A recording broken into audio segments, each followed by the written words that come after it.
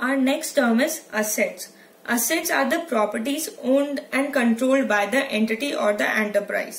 यानी assets क्या होती है? ऐसी प्रॉपर्टीज जिन पे किसका कंट्रोल होता है? एंटिटी का, क्योंकि उन्होंने उसको परचेज किया होता है, तो वो ओन्ड होती है, उन्होंने उसको खरीदा होता है, वो ओनर होते हैं उसकी जो एंटिटी होती है, और उनका ही कंट्रोल उस पर होता है, यानी लीगल राइट होता है उस एंटिटी का.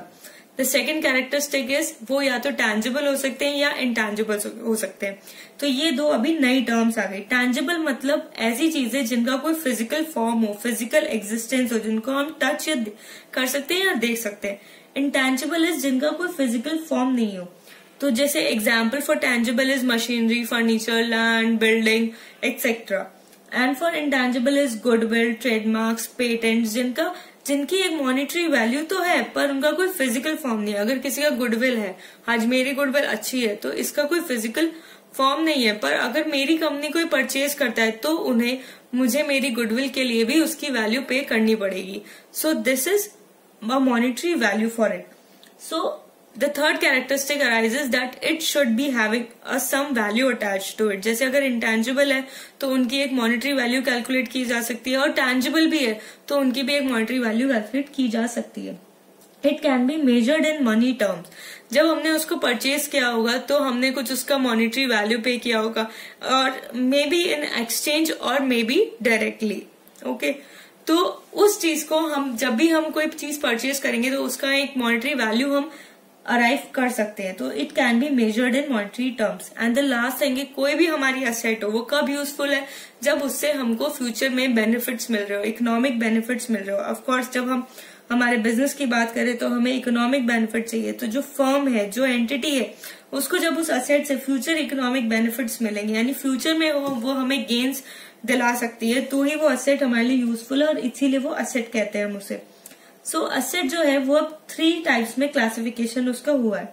First is non current assets, second is current assets, third is fictitious asset. अब नॉन करेंट असेट्स क्या होती है ये हमें देखना है, पर उसके पहले हम बता देते हैं नॉन करेंट असेट्स में भी 2 टाइप से क्लासिफिकेशन हुआ है. First is again tangible and then intangible. Same tangible वो होता है जिसके अंदर फिजिकल एग्जिस्टेंस होता है, और इनटेंजिबल होता है जिसमें फिजिकल एग्जिस्टेंस नहीं होता है. तो नॉन करेंट असेट्स होती है जो एंटरप्राइज होल्ड करती है, not for the purpose of resale, it is for the purpose of investment और फॉर लॉन्ग टर्म यूसेज. इसका क्या पर्पज होता है? फॉर इन्वेस्टमेंट और for long term usage of the enterprise, यानी future economic benefit. And it is not for resale. तो इसको resale नहीं करना होता है एंटिटी को. नाउ करेंट असेट्स इज ऐसे कुछ असेट्स जो बहुत इजीली कन्वर्ट कर सकते हैं कैश के अंदर, या कैश इक्विवेलेंट्स होते हैं जिनको हम कैश में कभी भी कन्वर्ट कर सकते हैं with in a period of a year और समथिंग. तो शॉर्ट पीरियड के अंदर अगर हम उससे कन्वर्ट कर सकते हैं, जनरली वो 1 साल का पीरियड होता है या उससे कम होता है, तो उसे हम करंट असेट्स बोलते हैं. और फिक्टिशियस असेट्स होते हैं ऐसे कुछ लॉसेस जिसे हम रिटर्न ऑफ करते हैं, लेकिन अभी हम उस लॉसेस को रिटर्न ऑफ नहीं किया है. तो जब हम उन्हें शो करते हैं बैलेंस शीट के अंदर, तो उन्हें फिक्टिशियस असेट के थ्रू शो करते हैं. जैसे कुछ ऐसे एक्सपेंसेस होते हैं जिनका बेनिफिट्स हमें 1 साल नहीं काफी सालों तक मिलता है, तो हम उनको धीरे धीरे रिटर्न ऑफ करते हैं. तो जब हम धीरे धीरे रिटर्न ऑफ करते हैं over the period of time, जब तक उसका बेनिफिट हमें मिल रहा है, तो जब जितना हमने रिटर्न ऑफ कर दिया वो हम डाल देते हैं हमारे एक्सपेंसेस पर. जो हमने रिटर्न ऑफ नहीं किया है, जो जितना अभी हमने यूज नहीं किया है, वो हम रखते हैं हमारे फिक्टिशियस असेट्स के अकाउंट में, जो शो होता है बैलेंस शीट में. अब इसको थोड़ा समझ लेते हैं फिक्टिशियस असेट्स को पहले. जैसे एग्जाम्पल कर लो, एक एडवर्टाइजमेंट एक्सपेंडिचर है, ठीक है.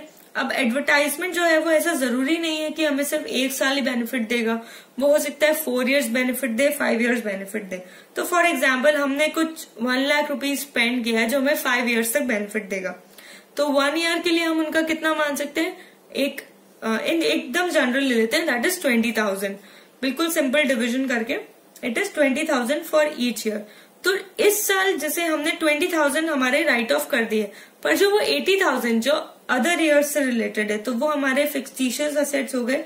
तो वो मोर देन 1 अकाउंटिंग पीरियड के लिए यूज आ गए, तो हमें वो बैलेंस शीट में लिखना पड़ेगा that as a deferred expenditure, deferred revenue expenditure, वो हम बैलेंस शीट में शो करेंगे.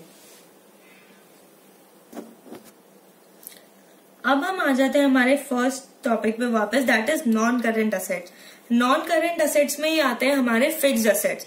फिक्स्ड असेट्स ऐसे नॉन करेंट असेट्स होते हैं जो रीसेल के लिए होल्ड नहीं होते, ऑफ कोर्स ही बात है, वो इन्वेस्टमेंट के लिए होते हैं, वो लॉन्ग टर्म के लिए होते हैं, पर वो हमारी अर्निंग कैपेसिटी भी इंक्रीज करते हैं with the purpose to increase the earning capacity. Okay, और फिक्स्ड असेट्स को ही हम डिवाइड करते हैं टेंजिबल और इनटेंजिबल असेट्स में। करंट असेट्स हमने वापस एक बार रिवीजन ले लेते हैं। करंट असेट्स होता है जो ऐसे जो एक शॉर्ट पीरियड में कैश में कन्वर्ट हो सके, those are called current assets. जैसे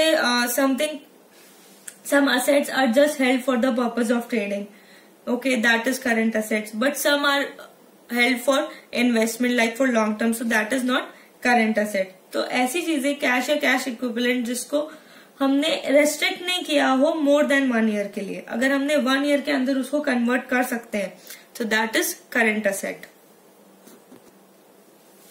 so the next term is receipts. Amount received or receivable for selling assets, goods and services. कोई भी अमाउंट हमें मिल गया है या मिलने वाला है, किस लिए मिलेगा? वो मिलेगा क्योंकि हमने सेल किया, फॉर सेलिंग किया असेट्स, गुड्स या सर्विसेज। तो कुछ भी अमाउंट जो हमें मिलने वाला है that is called receipts. Okay, now receipts are divided into 2 parts.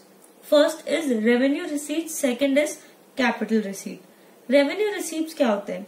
Revenue receipts are in normal course of business, जब हम कोई sale of goods, sale of services करते हैं या कोई स्मॉल इनकम आती है, जैसे इन्वेस्टमेंट से हमने कोई फिक्स डिपॉजिट किया है, उसमें हमें इंटरेस्ट मिला है, या हमने कोई बैंक के अंदर हमारे सेविंग्स अकाउंट में जो हमें इंटरेस्ट मिला है, तो ये जो स्मॉल इनकम इन्वेस्टमेंट से होती है, जो हमने बिजनेस का ही अमाउंट हमने बैंक में रखा है, बिजनेस का पैसा हमने बैंक में रखा है और उससे हमें छोटा मोटा कोई इंटरेस्ट बेनिफिट मिल रहा है, ये जो चीजें होती है, या हमने गुड्स सेल किए उससे हमें जो प्रॉफिट हुआ है, या हमने सर्विसेज दी है उससे हमें जो इनकम हुई है, वो जो चीजें होती है वो होती है revenue from normal course of business. जैसा हमारा बिजनेस है उससे रिलेटेड जो हमें रेवेन्यू हो रहा है वो होता है in the normal course of business, तो इसे हम कहते हैं रेवेन्यू रिसीट्स। ये कहाँ शो होती है? प्रॉफिट एंड लॉस में या फिर इनकम एंड एक्सपेंडिचर अकाउंट में।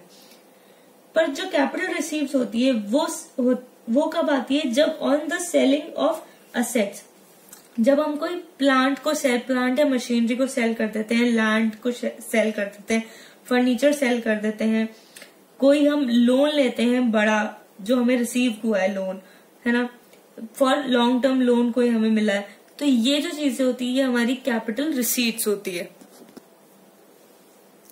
जो हमारी कैपिटल रिसीट्स होती है, ये जो ट्रांजैक्शन होते हैं नॉर्मल कोर्स ऑफ बिजनेस में नहीं होते हैं, यानी इनका जो अकरेंस होता है वो रेगुलर नहीं होता। लेकिन जो रेवेन्यू रिसीट्स होती है इनका अकरेंस रेगुलर होता है। ये प्रॉफिट एंड लॉस अकाउंट में शो होते हैं, ये बैलेंस शीट में शो होते हैं, ये इनकम एंड एक्सपेंडिचर अकाउंट में शो होते हैं। किस केस में? जब ये नॉट फॉर प्रॉफिट ऑर्गेनाइजेशन में हो। नॉट फॉर प्रॉफिट ऑर्गेनाइजेशन आप लोग जब पढ़ोगे देन यू विल अंडरस्टैंड कि इसके अंदर जो प्रॉफिट एंड लॉस अकाउंट की जगह बनता है वो होता है income and expenditure account. So I hope आपको समझ आ गया होगा कि रेवेन्यू रिसीप्ट क्या होती है और कैपिटल रिसीप्ट क्या होती है।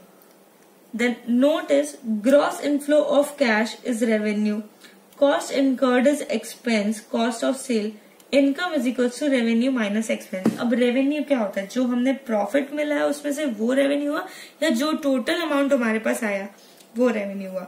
सो now we will take for example this pencil is sold for 10 rupees. Okay, so revenue क्या हो गया? 10 rupees. Let's see, the cost of it is 8 rupees. So the income, what is the income? Revenue minus expense. Revenue is 10 rupees, expense is 8 rupees and the income generated is 2 rupees. So the revenue will be the gross inflow. जो total inflow आया वो होगा revenue. Same in the case of capital receipts also. जो हमारे पास total amount आया है कोई भी चीज सेल करने पे वो हमारी कैपिटल रिसीट हो जाएगी।